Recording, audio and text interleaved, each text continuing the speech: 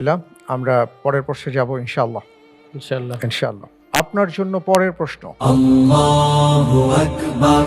কোন সাহাবীর মৃত চেহারার উপর রাসূল সাল্লাল্লাহু আলাইহি ওয়াসাল্লামের অশ্রু ঝরে পড়েছিল? এ Osman ibn মাযউন, B Khubaib, C সাদ বিন মুআজ, ডি জাফর রাদিয়াল্লাহু আনহু। আলহামদুলিল্লাহ, আল্লাহর উপর ভরসা করে এই প্রশ্নের উত্তর হিসেবে আমি বেছে নিচ্ছি option A, Osman ibn Mazun. Osman ibn মাযউন ফ্রিজ করে দিব। লক করা হোক অপশন এ, ওসমান ইবনে মাযউন রাদিয়াল্লাহু তাআলা আনহু। সুবহানাল্লাহ, কতই না সৌভাগ্যবান।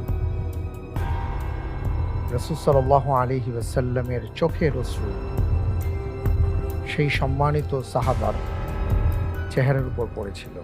আপনি বলছেন তিনি হলেন ওসমান ইবনে মাযউন রাদিয়াল্লাহু তাআলা আনহু। আপনার উত্তরটি সঠিক উত্তর। আলহামদুলিল্লাহ।